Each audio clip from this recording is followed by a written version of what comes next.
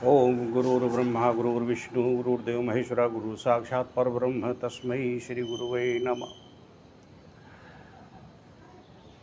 मैंने विगत वीडियो सतीत्व के संबंध में बनाया था, उसमें कुछ वॉइस त्रुटि हो गई है। इस वजह से मैं इसे पुनः बनाने की कोशिश कर रहा हूँ। इसमें हो सकता है कि वह तत्व रह जाएं, इसलिए आप उसको भी सुन सकते हैं, इसको भी सुन सकते हैं।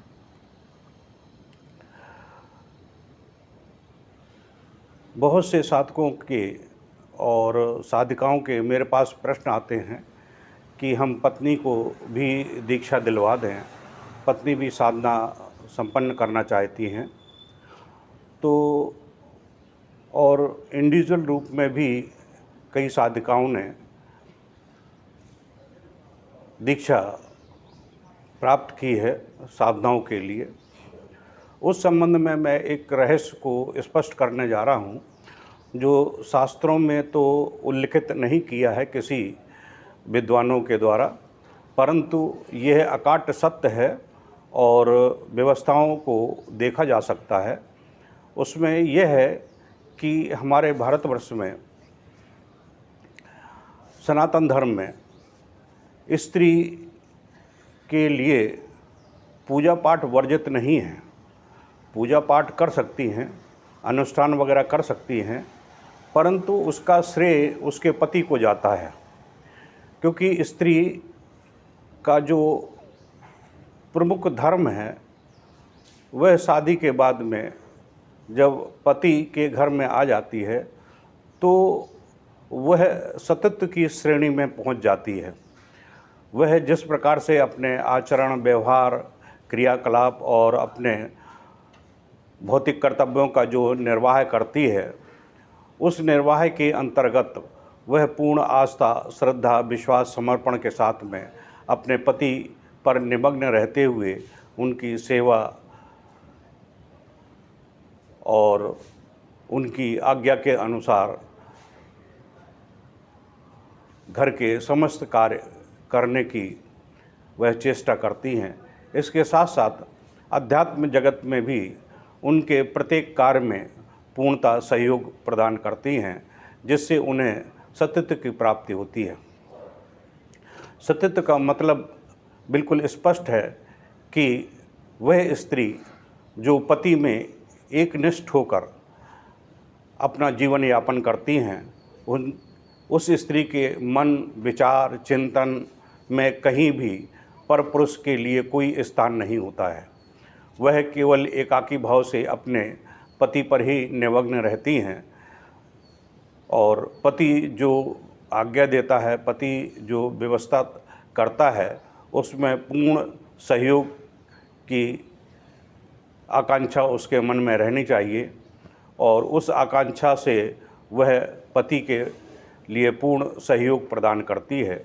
ऐसी स्त्रियां मन, विचार, चिंतन से अपने पति परमेश्वर के प्रति समर्पित रहती हैं और जीवन पर्यंत तक एकाकी रूप से अपने जीवन का निर्वाह करती हैं। ऐसी स्त्रियां सतीत्व की श्रेणी में आ जाती हैं।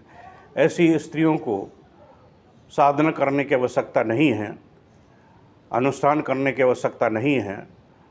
क्यों नहीं है, उसका विशेष कारण है, वो मैं स्पष्ट किए देता हूँ।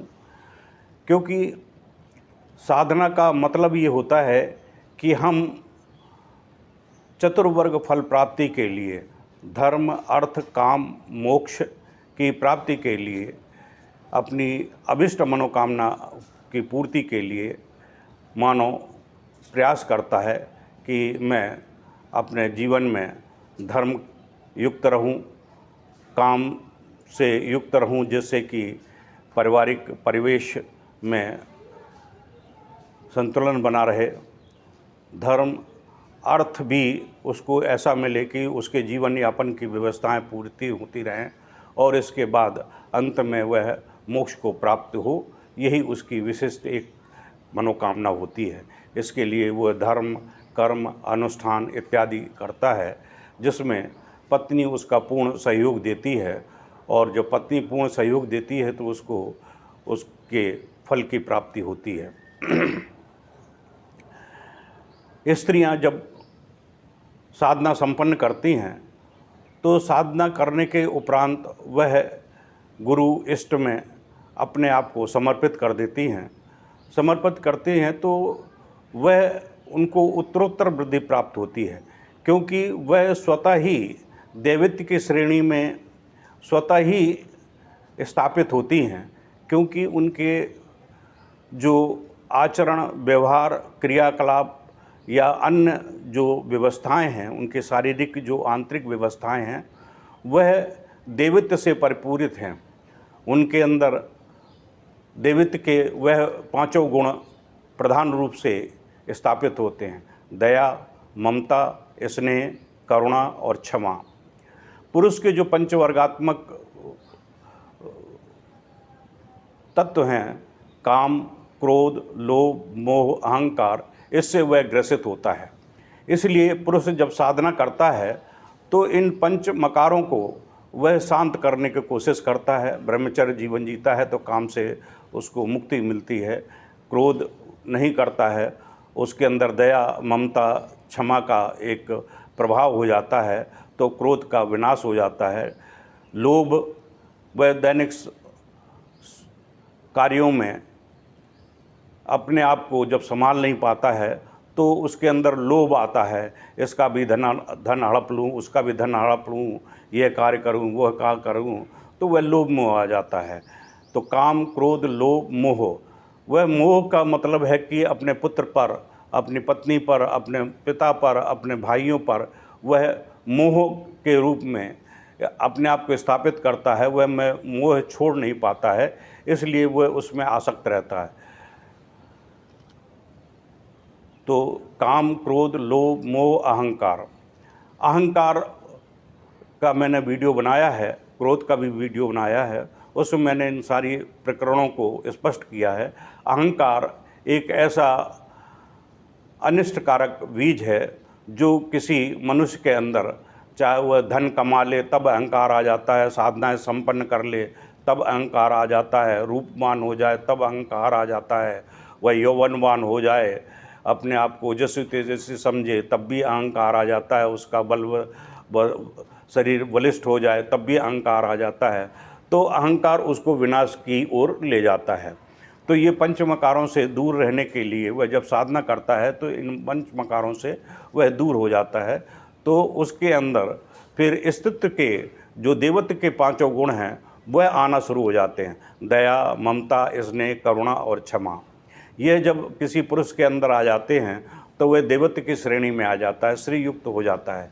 इसलिए स्त्रियां में ये गुण प्रधान रूप से होती हैं, इसलिए स्त्रियों को वह साधना करने की ज़्यादा आवश्यकता नहीं पड़ती है। माँ भगवती जगदम्बा की आराधना अगर करती हैं तो उनके अंदर सतित्व के गुण स्वतः सही रूप में प्रसारित हो जाते हैं, प्रकाशित हो जाते हैं और चरितार्थ हो जाते हैं। माँ पार्वती की जब आराधना करती हैं या किसी दुर्गा की आराधना करती हैं तो स्वतः ही आ जाती हैं। उन्हें उन साधनाओं से दूर रहना चाहिए जो शरीर में विकार पैदा करते हैं, जैसे कि छिन्नमस्ता साधना, धूमावती साधना और त्रिपुर भैरवी साधना।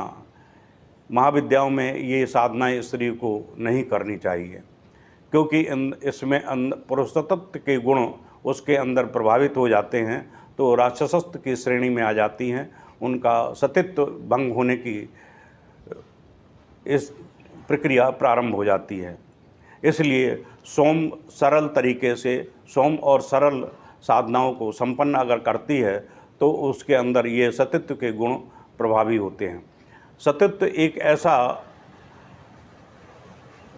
सिद्धिदायक क्षेत्र है, स्त्रियों के लिए वरदायक क्षेत्र है, जिसके माध्यम से ब्रह्मांड की सारी शक्तियाँ न्यून होती हैं। माँ अनसुईया का प्रकरण आपने सुना ही होगा कि वह अत्रि की पत्नी थी। उन्होंने अपने पति की निमग्न भाव से सेवा की, एकाकी भाव से सेवा की, वह जो तपस्या करते थे उन तपस्याओं का अंश पत्नी को स्वतः ही प्राप्त होता था और वह एकाकी भाव से अपने पति की सेवा करते हुए अपने सतीत्व को इतना बढ़ाया कि उनकी चर्चाएं बहुत दूर दूर तक होने लगी, यहाँ तक कि देवताओं में भी उनकी चर्चाएं होने लगी। तो उन देवताओं की पत्नियां महालक्ष्मी, महासरस्वती, महाकाली, इनमें स्त्री के प्रति, क्योंकि एक स्त्री दूसरी स्त्री को घृणा की दृष्टि से देखती है, उनमें सहानुभूति की स्थिति नहीं होती है, द्वेष की भावनाएं होती हैं। तो उन्होंने अपने सतत, क्योंकि महालक्ष्मी, महासरस्वती, महाकाली सतत की एक प्रणाम है, तो उन्होंने कहा कि मेरे से भी ज़्यादा कोई सती हो गई है। तो उसकी ईर्षा इतनी बढ़ गई कि उन्होंने अपने पतियों को माँ अनसुईया की सतीत्व की परीक्षा लेने के लिए उनके पास भेजा। तो उन्होंने कहा कि माँ मुझे स्नान कराइए नग्न अवस्था में और मुझे भोजन कराइए अपनी जांग में बैठाकर। तो माँ अनसुईया ने अपने सतीत्व के बल पर देखा कि ये तीनों देव हैं, मेरी परीक्षा लेने के लिए आए हैं, तो उन्होंने उनको बालक रूप में परिवर्तित कर दिया और उनको स्नान कराया। स्नान कराकर अपनी जांग पर बैठाल के उनको अपने हाथ से भोजन कराया। तो भोजन कराया तो बालक थे, बालक रूप में थे, बालकों को लिटा दिया। जब कई दिन व्यतीत होने के बाद में फिर माँ इनको महासरस्वती, महालक्ष्मी, महाकाली को जब ज्ञान हुआ कि मेरे पति अभी तक नहीं आए हैं, तो वह सती अनसुईया के पास में गईं और वहाँ जाकर उन्होंने माँ से कहा कि हे माँ, मेरे पति आपके पास में आए थे, वह कहाँ हैं, किस हाल में हैं? तो माँ सती अनसुईया ने कहा ये आपके पति हैं, आप अपने अपने पतियों को चयन कर लीजिए, ले जाइए। अब वो तो बालक रूप में थे, उनको समझ में नहीं आ रहा था कौन किसका पति है, कौन किसका पति है। तो उन्होंने कहा कि माता आप मुझ पर कृपा करें, हमसे उद्दंडता हुई है, उसके लिए मैं क्षमा प्रार्थी हूँ, आप मेरे पतियों को वापस कर दें। तो उनकी दयार्थ भावना समझकर अन्नपूर्णा माँ ने उनको पति रूप में उनको प्रकट किया और उनको पति वापस किए। इस प्रकार से सतत की जो परिकल्पना हुई, वह तीनों देवों का पूरे देवलोक में माँ सती अनसुईया की आज भी चर्चा होती है। तो मैं वर्तमान में सतत की चर्चा कर रहा था कि सतत किस प्रकार से होता है। आज कलयुग के इस प्रकरण में जहाँ स्त्रियाँ और लड़कियाँ 15-16 साल की उम्र में, 10 साल की उम्र में अपना कौमार्य भंग कर लेती हैं, लिव इन रिलेशनशिप में चली जाती हैं और शारीरिक संबंध बनाती हैं और फिर उसके बाद में पति का वर्ण करती हैं, तो ये बिल्कुल निश्चित रूप से समझ लें कि ऐसी स्त्रियों को कभी भी सतत की प्राप्ति नहीं होती है, क्योंकि लिव इन रिलेशन में रहने पर उनमें और वेश्याओं में कोई अंतर नहीं होता है। जिस प्रकार से वेश्या तमाम पुरुषों के साथ में संसर्ग की स्थिति बनाए रखती हैं, इसी प्रकार से लिव इन रिलेशन में आज एक से लिव इन रिलेशन का जो संबंध है वो विच्छेद हो गया तो दूसरे के पास में, दूसरे से तीसरे के पास में। इस तरह से आजकल की युवतियां वेश्यावृत्ति को अपनाकर अपना जीवन यापन करने में अपने आप को बहुत बुद्धिमान समझती हैं। जिसके 4-4, 5-5 बॉयफ्रेंड होते हैं, उन सब के साथ में वो शारीरिक संबंध बनाती हैं, तो उनकी श्रेणी वेश्याओं में आंकी जाती है। ऐसी वेश्यावृत्ति अपनाने वाली स्त्रियों को, लड़कियों की कभी भी सतीत्व की कामना नहीं करनी चाहिए। वे कभी भी सतीत्व की श्रेणी में नहीं आती हैं। जिनका कौमार्य भंग नहीं हुआ है और एकाकी भाव से अपने पति को वर्ण करने के उपरांत पति पर पूर्ण निमग्न रहकर अपना जीवन यापन करती हैं, उनमें ही सतीत्व की कामना आती है। वह कभी भी अपने मन विचार चिंतन में परपुरुष का चिंतन भी नहीं लाती हैं, ऐसी स्त्रियां सतीत्व की श्रेणी में आती हैं। तो मैं यही बात कह रहा था कि बहुत सी साधिकाओं ने मेरे से दीक्षा प्राप्त की है, तो दीक्षा प्राप्त करने के उपरांत मैंने उन्हें चामुंडा साधना के लिए प्रेरित किया है। यदि वह अपने भविष्य को, विगत काल के भविष्य को देखें, क्या वह सतीत्व के योग हैं? अगर सतीत्व के योग हैं तो अपने उन पापों का प्रायश्चित करना चाहिए, और प्रायश्चित करने के बाद में कामना ये करनी चाहिए और साधनाएं ऐसी चयन करनी चाहिए कि उनको ओजसता तेजसता प्राप्त हो। कई साधिकाओं ने तो मेरे सामने यह बात रखी है कि गुरुदेव मेरा कौमार्य भंग हो चुका है, क्या मैं साधनाएं संपन्न कर सकती हूँ? तब मैंने उनको स्पष्ट किया था कि आप साधनाएं तो संपन्न कर सकते हैं, परंतु आपको जो सतीत्व की श्रेणी मिलना चाहिए, देवत्व की श्रेणी में आपको स्थान मिलना चाहिए, उस स्थान से आप वंचित रहेंगे। हाँ, ये ज़रूर है कि भौतिक जीवन में अपनी विशिष्ट मनोकामनाओं को पूरा करने के लिए, अपने परिवार को सुरक्षित, संतुलित, ऐश्वर्यवान जीवन यापन करने के लिए आप लक्ष्मी साधनाएं संपन्न कर सकते हैं, दुर्गा साधनाएं संपन्न कर सकते हैं, और शत्रु बाधा निवारण के लिए आप अन्य प्रकार की महाविद्याओं का सहारा लेकर अपने शत्रुओं का विनाश करते हुए जीवन यापन कर सकते हैं। तो कर तो सकते हैं, लेकिन आप अगर सतीत्व की कामना करते हैं तो आपको सतीत्व की प्राप्ति नहीं होगी। आपको मोक्ष की कामना अगर कर रही हैं तो मोक्ष की कामना भी आपकी परिपूर्ण नहीं होगी, क्योंकि आप सतीत्व की श्रेणी में नहीं आती हैं, आपने अपना सतीत्व भंग कर लिया है।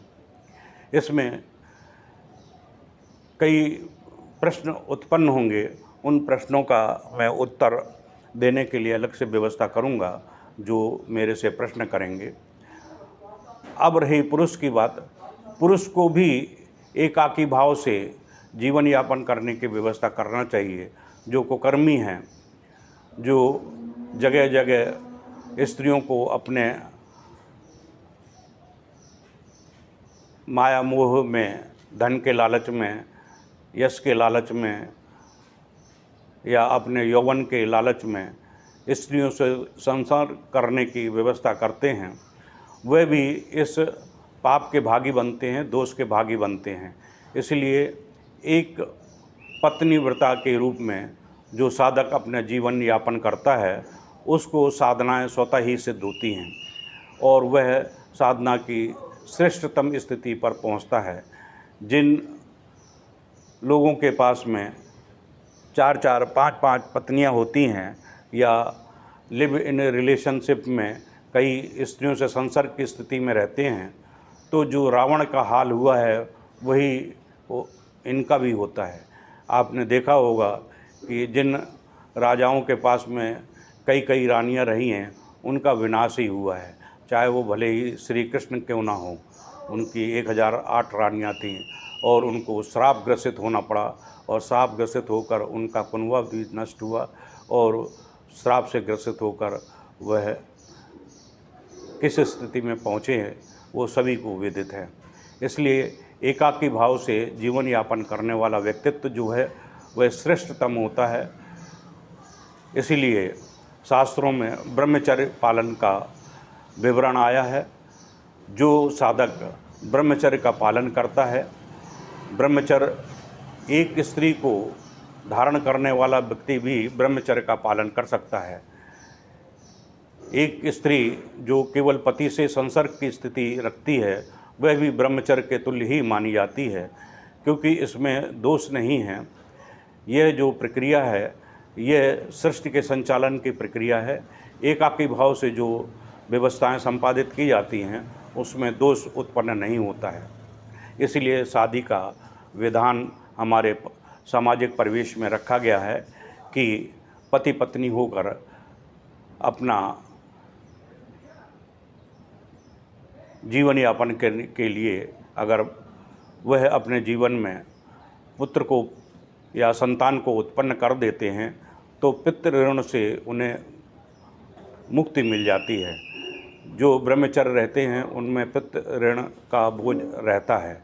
जो स्त्रियां संतान उत्पन्न नहीं कर पाती हैं उनमें भी बांझपन का एक दोष लगता है, जिससे उनका जीवन अपूर्ण होता है। इसलिए हर स्त्री को शिव की अवश्य साधना करनी चाहिए, पार्वती की अवश्य साधना करनी चाहिए, क्योंकि शिव जहाँ संहारक भी हैं वहाँ पालन की भी व्यवस्था करते हैं। सृष्टि संचालन में उनका विशिष्ट योगदान रहता है, क्योंकि ब्रह्मा ने उत्पत्ति की है और महालक्ष्मी, महासरस्वती, महालक्ष्मी और विष्णु भगवान जो हैं वह पालनहार के रूप में हैं।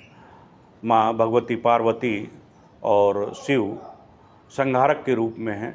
अब संहारक में कई ऐसी विचलित व्यवस्थाएं आती हैं, जैसे असाध्य रोग हैं, शनि का प्रकोप है, ग्रहों का प्रकोप है और जीवन का दोष है। कई प्रकार के पितृ ऋण हैं, गुरु ऋण हैं, मातृ ऋण हैं, भ्रातृ ऋण हैं, कन्या का ऋण है, यानी तमाम करीब 17-18 प्रकार से जो ऋण हैं, उन ऋणों से वह व्यक्ति अवसिक्त होता है तो उसके जीवन में तरह तरह की बाधाएं, परेशानियां, दिक्कतें आती हैं, जिससे उनको अपना जीवन अपूर्ण सा लगता है और बाधाओं से परिपूर्णित लगता है, युक्त लगता है। इसलिए शिव की आराधना करने से अमावस्या आती हैं, शिव चतुर्दशी आती है, इस दिन अगर विशिष्ट प्रकार से साधना संपन्न की जाएं तो मानव प्राणी इन दोषों से मुक्त हो जाता है और मुक्त होने के बाद में उसे धर्म, अर्थ, काम, मोक्ष की जो पगडंडी है उसमें चलने के लिए उसके लिए रास्ता प्रशस्त हो जाता है। मैं दूसरी बात कहता हूँ कि कभी भी महिलाओं को अपने यौवन पर मद नहीं करना चाहिए, अपने बुद्धिमत्ता पर ज़्यादा मद नहीं करना चाहिए, अपने धन पर ज़्यादा मद नहीं करना चाहिए, क्योंकि यह मद उन्हें निम्न स्तर पर लाकर खड़ा कर देता है। उनका जो मन है वह ही सज्जनता का प्रतीक है। उनकी वाणी में जो ओजस्वता होती है वही उनका श्रृंगार होता है। जो क्रोधी स्वभाव की स्त्रियां होती हैं, उच्च स्वर में बात करती हैं, परिवार में ऊंचे स्वर में बोलती हैं, ऊंचे स्वर में वार्तालाप करती हैं, उनके यहाँ पर लक्ष्मी का निवास नहीं होता है। जो स्त्रियां चलने में उनके पैरों से धम्म धम्म की आवाज़ आती है, चलती हैं तो खटखट की आवाज़ आती है, चप्पल पटक के चलती हैं, वह धनहीन होती हैं। ऐसी स्त्रियों को अपने चाल चलन पर सुधार लाना चाहिए। कई स्त्रियों के नेत्र देखा होगा इधर उधर चलते रहते, बातें करती हैं, नेत्र चलते रहते हैं, तो ऐसी स्त्रियों को भी अपने आप को बचाना चाहिए। यह चरित्र सही नहीं है। इसलिए अपने चरित्र को संभालने के लिए कई व्यवस्थाएं करनी चाहिए। कई स्त्रियां जो हैं बात करते करते उंगलियां चटकाना शुरू कर देती हैं, उंगलियों को रगड़ना शुरू कर देती हैं। इस तरह से उनको नहीं करना चाहिए, सौम्य सरल रूप में करना चाहिए, क्योंकि स्त्रियों के 8 गुण होते हैं। 8 गुण हंसनी हैं, चटनी हैं, गदनी हैं, तमाम 8 प्रकार की हैं। ये तो प्रकरण अलग है, जब कभी मौका आया तो देख लेंगे।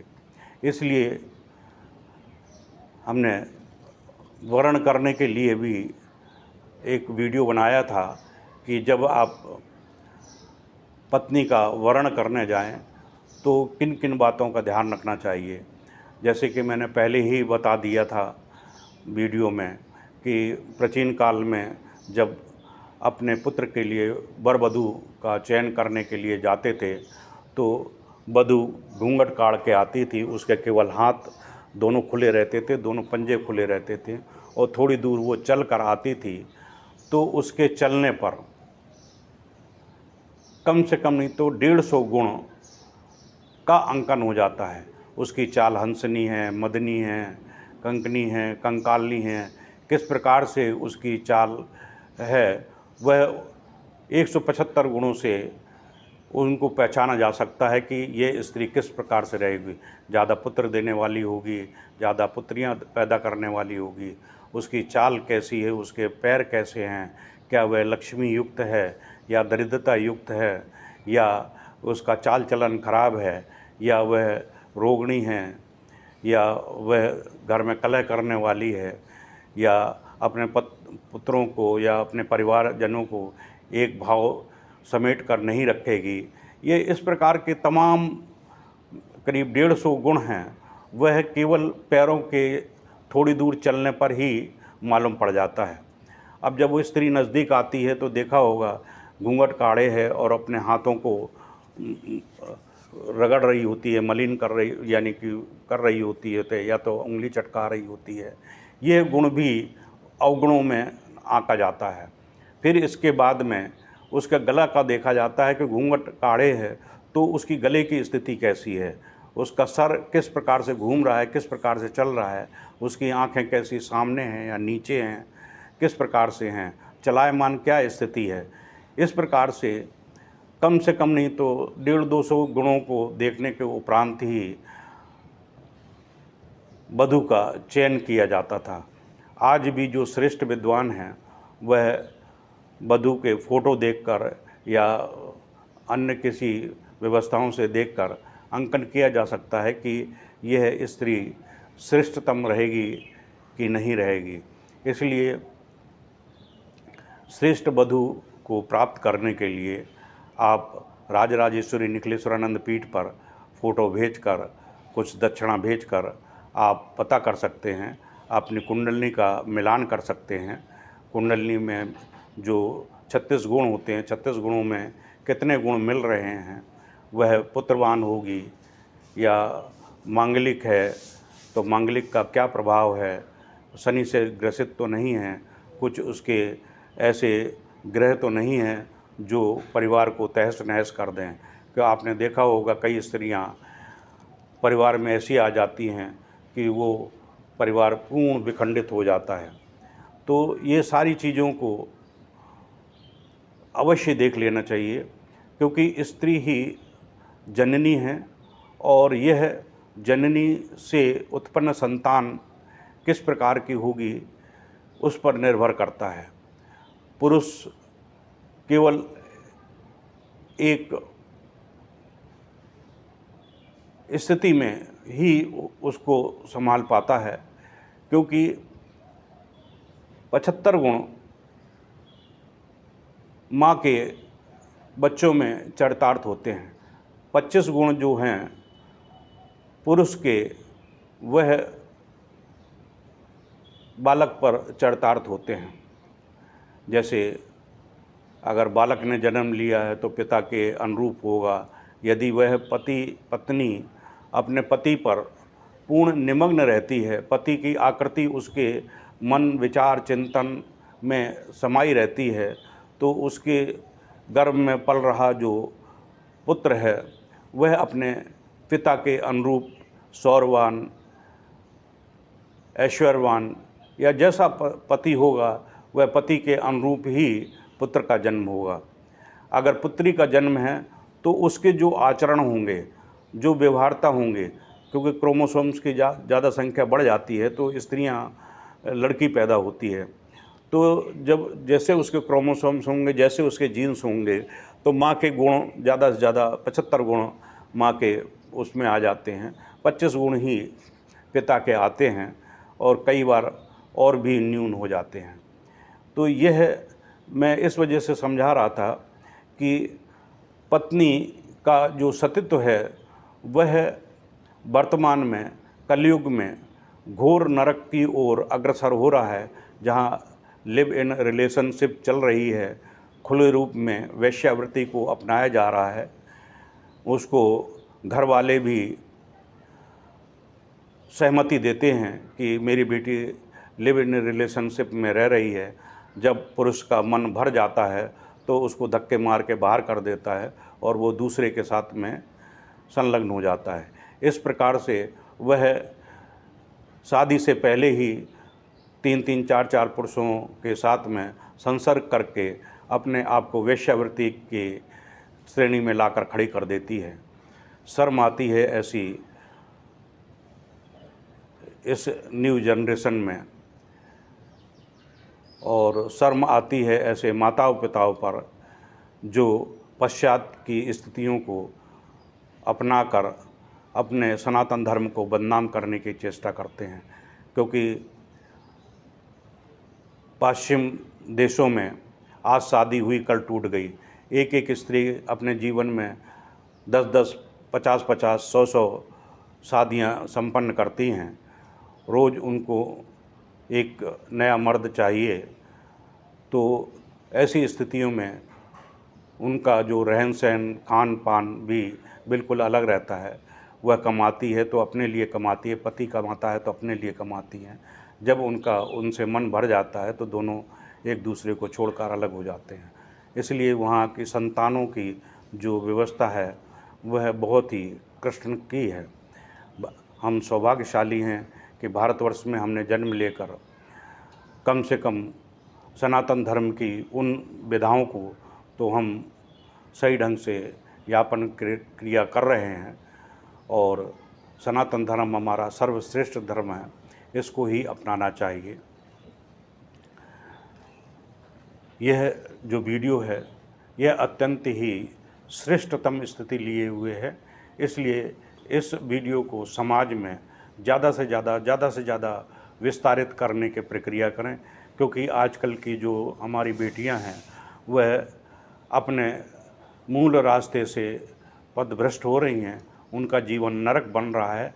इस प्रकार से नरक बनने के साथ साथ में उनको आपने देखा होगा कि लिव इन रिलेशनशिप में जाते ही जब उनका मन भर जाता है तो 36-37 टुकड़ों में काट काट के उनको फेंक दिया जाता है, और भी अत्याचार उनके साथ में होते हैं और उनको मृत्यु के घाट उतार दिया जाता है, क्योंकि उनका मन भर जाता है। इसलिए सतर्क रहें, सावधान रहें और अपने भूत भविष्य वर्तमान की सचेष्ट स्थिति को देखते रहें। माता पिता पर पूर्ण आस्था, श्रद्धा, विश्वास, समर्पण रखें। उनके ही कहे हुए मार्गदर्शन को अपनाएं, जिससे जीवन सफल, सुखद और मंगलमय होगा। यही मेरी कामना है आप सभी नवयुवक युवतियों से कि आप अपने जीवन को संभालिए, सत्यत्व की ओर जाइए, सही ढंग से अपने जीवन यापन को व्यवस्थित करने की चेष्टा कीजिए। जय गुरुदेव। इस वीडियो को ज़्यादा से ज़्यादा शेयर करें, सब्सक्राइब करें, लाइक करें और ज़्यादा से ज़्यादा लोगों को दें, जिससे कि सामाजिक चेतना सही और अग्रसर हो सके। जय गुरुदेव। इति श्री।